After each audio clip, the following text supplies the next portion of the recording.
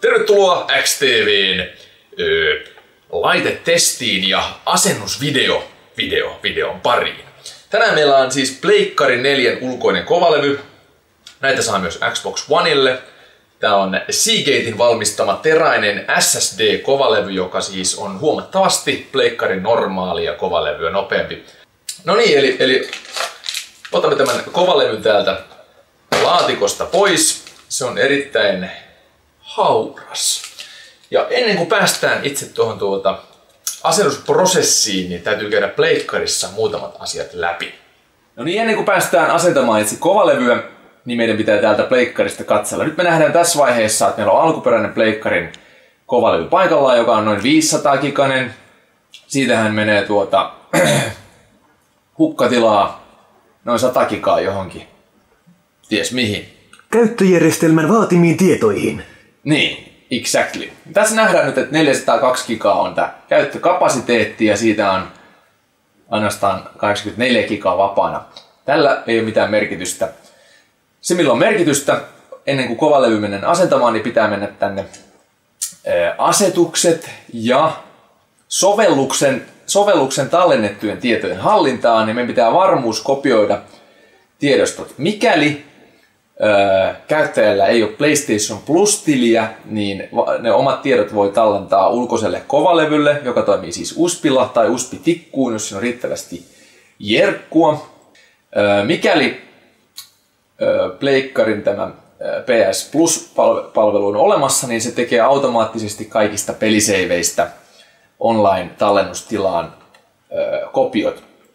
Jos haluaa varmistaa, ettei tiedä, että onko kaikki mennyt, niin sitten voi tänne mennä lataamaan online-tallennustilaan omat peliseivit. Me voidaan nyt tässä demonstroituassamme tehdä yksi. Niin kuin näette, niin internet on todella nopea.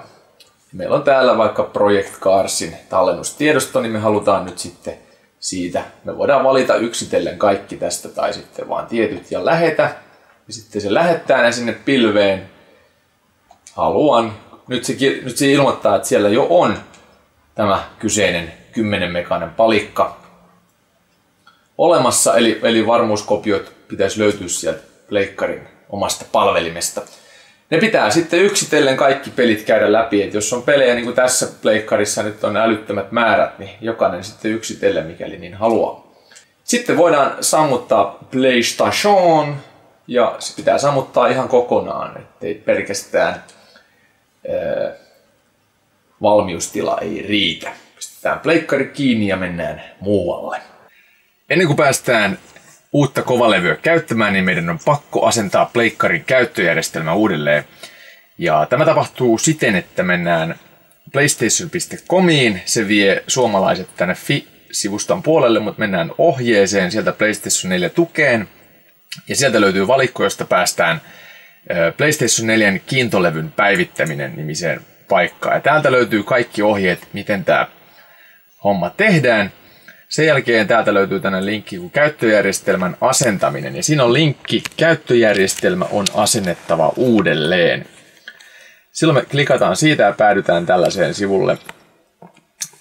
sivulle, josta löytyy tämä uusin käyttöjärjestelmä, eli System Software Update 3.15. Mutta me ei ladata tätä, vaan meidän pitää rullata tänne alemmas, aktivoida Perform a new installation of the system software, joka vie noin 900 megaa tilaa.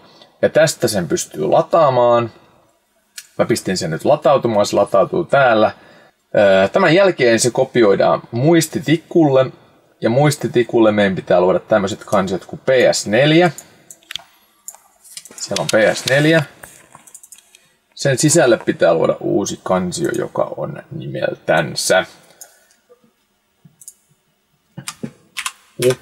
update. Kaikki isolla. Ja sitten sinne kopioidaan tämä latauksessa oleva PS4 update.pup, niin kopioidaan tänne. Tämä kopioi. Ja tänne sitten mennään USB-tikun juureen, PS4 update ja sinne sitten liitä. Niin sehän lähtee valumaan ja nyt nyt koska ei ole SSD USB-tikku, niin tässä kestää seuraavat 1 tuntia 45 minuuttia, niin faili siirtyy. No niin, meillä on PlayStation tässä pöydällä.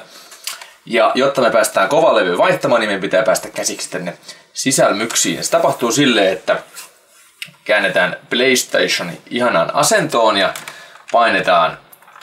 painetaan tästä paneelista alas, jonka jälkeen saadaan tää mehevä, kiiltävän mustainen kuori NS pois. Sitten täällä on tällainen pieni Michelin ruuvinreikä. Katsotaan, että käykö tämmönen kaikkein pienin. No sehän siihen käy. Eli siihen käy ihan tavallinen, jos löytyy joku työkalupakki kotoa, niin se on semmonen ykkösmalli ristipää. Eli kaikkein pienin. Sen jälkeen, kun tää pääruuvi, jossa on pleikkarin logot nätisti, niin se on otettu pois, niin me saadaan tästä tää kovalevykelkka irti. Ja tässä mallissa se on erittäin pölyinen toi kovalevy. Ja se on kiinni tässä kelkassa, eli se ei irtoa siitä mihinkään. Jonka jälkeen me joudutaan taas sillä samalla ykköspään Michelillä irrottamaan nämä mustat natisevat ruuvit täältä kyljistä. No niin, ja sieltä vimppa mustiaisruuvi pois. Sen jälkeen meillä pitäisi olla kovalevy tässä irrallinen, ainakin tässä tapauksessa se on. Erittäin pölyinen, ja nyt on hyvä huomioida, että tämähän on siis niinku läppärin kovalevy, eli tätä voi käyttää hyvin pölyjen pyyhkimisen jälkeen missä tahansa sylimikrossa kannettavassa ATK:ssa. Laitetaan tuo vanha tuohon odottamaan päivää parempaa, ja sitten kaivetaan täältä uusi kovalevy, joka on nyt sitten toi Seagatein Laptop SSD. Se on täysin samannäköinen, tai oikeastaan lähes samannäköinen, joo. On se täysin samannäköinen. Tässä on tämmönen kirkkaan sininen, kun täällä on tämmönen halvempi vihreä. No niin, sujautetaan tää uusi kaveri tänne pönttöön ja taas ruuvataan. Nyt laitetaan sitten mustat ruuvit paikoilleen. Tää onkin. Ja noin, se oli vimppa sitten. Ja sitten lyödään taas kovalevy takas tänne telakkaan. Sen pitäisi sinne napsahtaa. Itse asiassa se ei napsahda, vaan tää ottaa kiinni tää rauta esirippu. Sitten laitetaan vimpparuuvi siihen niin sanotusti hollille ja nyrjäytetään kiertäen kiinni, kunnes se on siellä kivasti. Sitten laitetaan tää kansi paikalle ja siinä saa parhaiten silleen, että laittaa takaosa edellä tänne melkein kiinni sen ja sitten vaan naksista noin. Se oli siinä tää fyysinen prosessi, sitten mennään takaisin sinne digitaaliseen maailmaan. No niin, nyt kovalevy on paikallaan, pleikkari on kytketty televisioon ja television kun laittaa päälle, niin pleikkari käynnistyy ja tällainen järjestelmäilmoitus tuli, että järjestelmää ei voida käynnistää. Nyt me siirrytään sitten tänne laitteeseen ja meidän pitäisi resetoida tää painamalla noin 7 sekuntia pohjassa tätä virtanappia. Tässä vaiheessa äärimmäisen tärkeää on, että pleikkarin ohjain on kiinni johdolla. Muuten ei pystytä operoimaan. Ja pitkällisen tuskailun jälkeen me vihdoinkin päästiin tähän tilaan, että saatiin pleikkari aktivoimaan ja tunnistamaan meidän muistikortti, jossa on uusi käyttöjärjestelmä. Ja nyt valitaan täältä, että PS4-järjestelmä alustetaan kaikki käyttäjät ja systeemit poistetaan ja ihmiset tapetaan. Haluatko jatkaa? Kyllä! Ja nyt alkoi sitten pleikkarin alustaminen ja jäämme jännityksellä odottamaan prosenttien kulkua.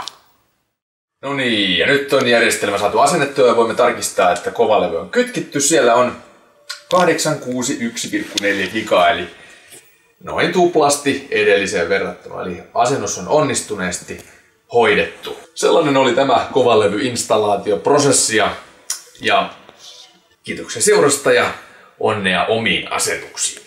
Hippulis hei!